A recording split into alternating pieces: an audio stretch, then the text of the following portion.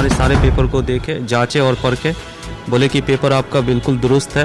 आज दरभंगा के लिए, दरभंगा के डीएम आज इस युग में भगवान है। हासिम खां की ज़मीन है, किंतु हासिम खां के बहन का बच्चा सब इस ज़मीन को बेच दिया है, जो बिल्कुल निराधार है। इस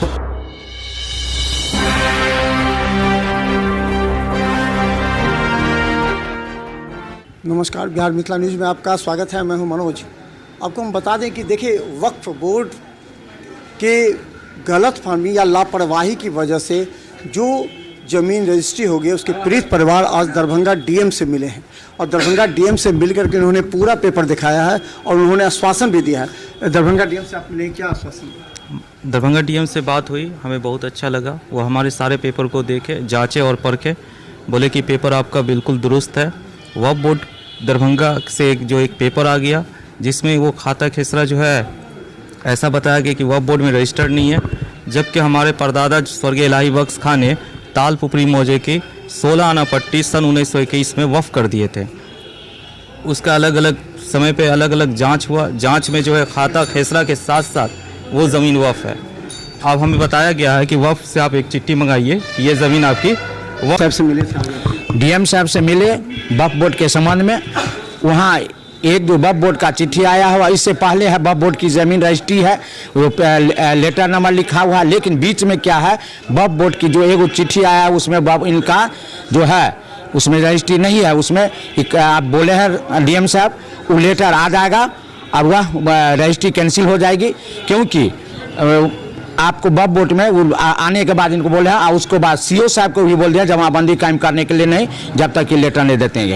यही क्या लगता है, आप लोगों ने काफ़ी मेहनत की थी। ये जो वक्फ बिल आ रहा है, क्या लगता है वक्फ बिल से आज भी डीएम ही इसका निर्णय लिए, और जब वक्फ बिल बनेगा उसमें भी अध्यक्ष डीएम रहेंगे, तो फिर वक्फ बिल का विरोध क्यों हो रहा है? आज दरभंगा के लिए, दरभंगा के डीएम आज इस युग में भगवान है। जितना आम पब्लिक को या किसी जनप्रतिनिधि को मान सम्मान देकर समझाते हैं, एक एक पन्ना लेकर के माननीय डीएम साहब इस लड़का सबको समझाए हैं, कहीं ना ऐसे। और मैडम को भी हम बोले हैं कम से कम आप अपना व्यवहार ठीक कीजिए, व्यवहार में गलत नहीं कीजिए। आप किसी भी जनप्रतिनिधि से व्यवहार ठीक से नहीं करते हैं।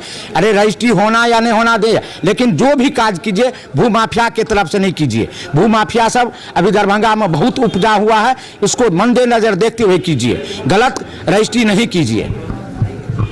देवेंद्र झा हैं, जिन्होंने काफ़ी मेहनत की है इस मुद्दे पर। तो अब ये जो हुआ, डीएम साहब जो अंतिम में क्या बोले, क्या क्या करना है? जिला अधिकारी महोदय का मैं बहुत आभार प्रकट करता हूँ।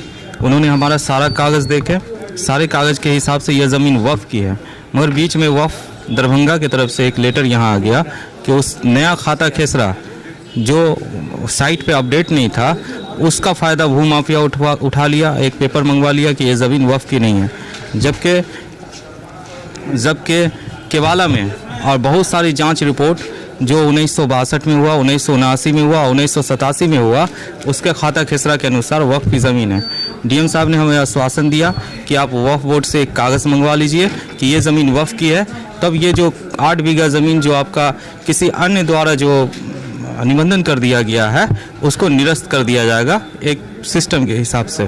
तो आखिर डीएम साहब पेपर सब देखे, उसके बाद बोले कि रजिस्ट्री कैंसिल हो जाएगी? हाँ, डीएम साहब ने सारे पेपर देखे, हमारा केवाला देखे, ऑर्डर शीट देखे, एडीएम सर का रिपोर्ट देखे, ये खतियान देखे जो सीओ रिपोर्ट था, खतियान हमारा देखे, बोले कि ये आपका वक्फ तो रजिस्टर्ड है 143, फिर ये खाता खेसरा क्यों छोड़ दिया गया वहाँ से? तो वो बोले कि आप वहाँ से अपडेट करवा के लाइए, हाँ आप एक लेटर लाइए, आपका जो है ये निरस्त हो जाएगा। ये जो रजिस्ट्री हुआ है, ये जो है फैसला के बिल्कुल खिलाफ हुआ, क्योंकि जो अगर वक्फ के फैसला को ही माने तो हासिम खां की ज़मीन है, किंतु हासिम खां के बहन का बच्चा सब इस ज़मीन को बेच दिया है, जो बिल्कुल निराधार है। इस प्रॉपर्टी में उसका कोई हक नहीं बनता। एक तो वक्फ की प्रॉपर्टी है, अगर वक्फ की बात, अगर वक्फ बोर्ड की बात, अगर जो थोड़ा मोड़ा जो उसमें गलती हो गया, उस गलती के हिसाब से भी जो है हासिम खां के बहन के बेटा जो है हीरा खां, शमसुल खां, हसीनुल खां और अब्बास खां का इस ज़मीन पे कोई हिस्सा नहीं है। वो फर्जी। रजिस्ट्रार क्या बोले? रजिस्ट्रार डीएम साहब बोले तो क्या बोले रजिस्ट्रार मैडम को भी डीएम साहब समझा दिए हैं कि ये ज़मीन का जो है केवाला आप उस पार्टी को नहीं दीजिए, और ये जो चिरकुट है ये लोग फाइल किया है उसका नकल दीजिए। उन्होंने 2 दिन का समय लिया है। हाँ, और बोले हैं कि जो आप इन लोग की भी बात को सुना कीजिए, इनका भी केवाला वगैरह देखा कीजिए, आपसे ये पूर्व में ही मिला है। अब आप क्या कहेंगे, अब कितना परेशान हुए विगत 4 दिनों से, और किस तरह ये पहला आपने उठाया, कैसे इस मीडिया में आया, कैसे किया? मैं इसमें बहुत परेशान था। मेरा बीपीएससी का एग्ज़ाम था, मैंने उसको छोड़ दिया क्योंकि ये हमारी ज़मीन बाप दादा की संपत्ति है। हाँ, इसको बचाने के लिए तो हम अपनी जान की बाजी लगा सकते हैं, क्योंकि हमारे पास सारा कागज़ विद द प्रूफ है कि ये ज़मीन वक्फ की है। इस ज़मीन की रोटी खा के हम यहाँ पे बैठे हुए हैं।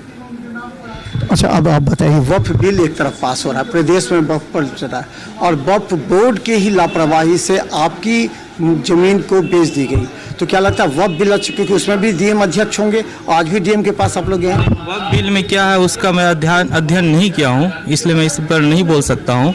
वो बिल पढ़ने के बाद मुझे समझ में आएगा कि उसमें क्या हमारे वक्फ को स्ट्रॉन्ग कर रहा है और कौन सा पॉइंट हमारे वक्फ को वीक कर रहा है। मैं इसको पढ़ूंगा तभी वक्फ बिल के वक्फ के चेयरमैन का हाथ में था, उन्होंने लेटर लिख दिया तो आपका रजिस्ट्री हो गया, लॉक हटा दिए, लेकिन उसमें डीएम के आदेश के बिना लॉक नहीं हटेगा, तो फिर ये अच्छा होगा या डीएम करेंगे वो अच्छा होगा? देखिए, धोखे से क्या नहीं हो सकता। अभी के डीएम साहब अच्छे हैं इसलिए हमारा मामला सुना जा रहा है। क्या पता भविष्य में जो है डीएम साहब इस तरह के हो कि वो भी भूमाफिया से मिल जाए, तो इसका संदेह तो होता ही है। कहीं भी सिस्टम में कोई भी भ्रष्टाचारी हो सकता है। बिहार मिथिला न्यूज आपके साथ लगातार लगे रहे, क्या लगता है? मैं बिहार मिथिला न्यूज़ का शुक्रगुजार हूं कि उन्होंने हमारे मुद्दे को उठाया। हम जैसे जो है युवा इंसान का जिसका कोई नहीं है उसके बारे में बताया, हमारी ज़मीन को बचाने के लिए एक मुहिम शुरू की और हमारी ज़मीन इंशाअल्लाह बच जाएगी। विश्वास है अब आपको? हाँ, पूरा विश्वास है हमको। आपको जमीन वापस आ जाएगी? सत्य, हम विद्यार्थी हैं, बचपन से ही पढ़ते आए हैं कि सत्य परेशान हो सकता है, पराजित नहीं हो सकता है। आज हमें पूरा लग रहा है कि हम जो है इस पर जीत जरूर जाएंगे, पराजित नहीं होंगे। यानी अंतिम निर्णय ये हुआ कि अब उसको केवाला नहीं मिलेगा, और जो अगर आपको लेटर मिल जाएगा वक्फ बोर्ड से, अगर आ जाएगा तो वो रजिस्ट्री कैंसिल। हाँ, हमारी बात आज 3-4 बार वहाँ के जो पटना वक्फ बोर्ड के चेयरमैन सर से हुए हैं, वो कहें कि मैं आज ही आपको लेटर भेज देता हूँ। इतना विलम्ब क्यों करें? 3 दिन से आपको लेटर भेजने की बात करें, क्यों विलम्ब हो रहा है वहाँ भी? ये बात मुझे नहीं पता है कि वहाँ क्यों विलम्ब हो रहा है, मगर उन्होंने आश्वासन दिया है कि मैं आज आपको भेज दूंगा, और वो लेटर से हमारे डीएम सर बोले हैं कि उसका जो है निरस्त किया जाएगा। अच्छा, अंतिम सवाल, लोकल वक्फ बोर्ड चेयरमैन का क्या रवैया रहा आपके? लोकल वक्फ बोर्ड के चेयरमैन जो है हम लोग का पहले से सपोर्ट नहीं किए। जब मीडिया के थ्रू जो है बात आई तो वो जो है कहें कि हम आपके सपोर्ट में, पहले जो है पूर्व से ही उनको सारा खाता खेसरा मेरे पिताजी दिए। अगर उनके हाथ में रहता तो वो उस खाता खेसरा को अपडेट कर देते, क्योंकि हमारी ज़मीन जो है तौजी से अपडेट है कि 16 आना पट्टी वक्फ की है। वो इसमें देरी कर दिए और जो है हम ही लोग को पहले डांटते थे, किंतु अब जो मीडिया का ये हो गया कि आप जो वो कहाँ भागेंगे, तो वो जो है आप हल्का फुल्का हम लोग का सपोर्ट करते हैं, बोलते हैं मोबाइल पे। आप अल्लाह जाने सपोर्ट करते हैं या नहीं करते हैं, बोलते हैं। अगर उनका रोल ठीक रहता तो आपको ये परेशानी? रोल ठीक रहता, क्योंकि हम उन्हीं के दरमियान छोड़ के, हम दिल्ली में पढ़ते हैं, उन्हीं के दरमियान छोड़ के गए थे कि उनके पास सारा कागज़ है, ये वफ़ की ज़मीन वफ़ ही रहेगी। मगर उनके लचीले वजह से ये ज़मीन वफ़ की न करके लगभग 14-15 एकड़ ज़मीन जो है वफ़ से हटा दिया गया, जो कि बिल्कुल फ़र्जी है। 22 एकड़ में कितना जमीन बेच दी गई है? 22 एकड़ में लगभग 8 बीघा ज़मीन बेच दी गई है। बाकी अभी बचा हुआ 8 बीघा ज़मीन की कीमत अभी के वक्त में 40 से 50 करोड़ की है, एम्स बनने की वजह से। अभी अब बाकी बचा हुआ जमीन पर लॉक लग गया? हाँ, बाकी वहाँ पे हमारा लगभग 13-14 खेसरा ज़मीन है, सब पे लॉक है, मगर जिस खेसरा पे सबसे ज़्यादा ज़मीन है उस खेसरा को 164 खेसरा को लॉक से हटा, बाकी पर लॉक लगेगा? लगा ही हुआ है सारा प्लॉट जो हमारा, इस पर नहीं लगा था। हाँ।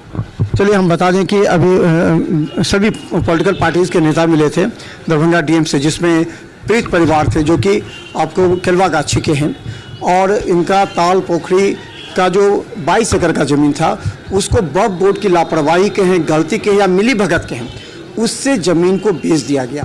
और खुद राजीव चौधरी थे दरभंगा डीएम के साथ, क्या इस मामले को क्या लगता है? देखिए, अभी तो बैठक हम लोगों का था पॉलिटिकल पार्टी का, जिसमें इलेक्शन से संबंधित बात था, तो उसके बाद एक हमारे इलाके के, हमारे गांव के से संबंधित ये मामला आया।